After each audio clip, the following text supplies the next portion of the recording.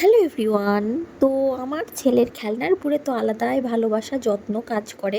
সেই জন্য কোনো খেলনা না ভেঙে এতটাই জমে গিয়েছে, ঘরে রাখার জায়গা হচ্ছে না। সেই জন্য এরকম দুটো তিনটে ভর্তি ভর্তি খেলনা ছিল ঝুড়িতে। তো আমি বললাম, বেটা এতগুলো খেলনা রাখা তো সম্ভব নয়, তুমি তোমার পছন্দ মতন জাস্ট একটা ঝুড়ি খেলনা রেখে দাও, আর বাদবাকি সমস্ত খেলনা বাদ দিয়ে দাও। কারণ এখানে আমাদের অনেক বাচ্চারা আসে, তারা খেলনা নিয়ে যায়, জামা কাপড় নিয়ে যায়, তো তাদেরকে দিয়ে দেওয়া হবে। তাই সকাল সকালেই যে তিনজন মিলে ব্যস্ত খেলনা বের করে সব সাজাতে গুছাতে বাতিল করতে, এই আর কি এটা চলছে।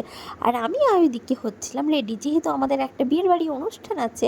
এরপর আমি ঝটপট রেডি হয়ে ওই তিনজনকেও রেডি করে চলে এসেছিল সৈকত, বেরিয়ে পড়লাম ওর সাথে। বিয়ে বাড়িটা আমাদের বাড়ি থেকে খুব একটা দূরে নয়, পায়ে হাঁটা রাস্তা, জাস্ট এখান থেকে এইটুকু বললেই চলে। ওখানটায় গিয়ে সবার সাথে দেখা হলো, কথা হলো। এই যে এই ছেলেটারই আজকে বিয়ে, এঙ্গেজমেন্ট ছিল সেই দিনকে।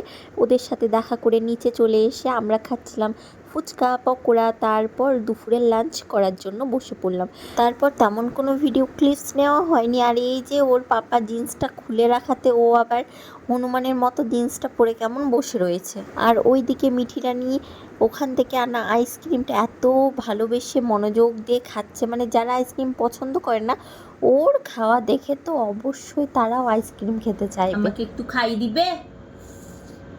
একটু দিলে ফুরি যাবে না?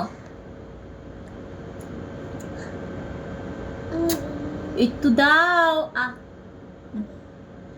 একটু দিলে ফুরিয়ে যাবে, একটু দিলে ফুরিয়ে যাবে না। একটু দিবি না আমাকে? দেওয়ার ইচ্ছেই নেই। বেতু, তুমি আমাকে একটু দাও। দাদা ভাই ভালো, এবার দে। হিংসা। এতক্ষণ চাইলাম তখন তো দিলি না, দাদা দিল তখন দিচ্ছিস। আর একটু দে।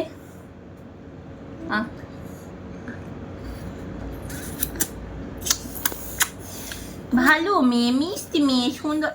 আর তোমরা কি একটা জিনিস লক্ষ্য করেছো, মিঠি রানী কিন্তু আবার টাকলু হয়ে গিয়েছে, ওর পাপা আবার ওকে টাকলু করে দিয়েছে।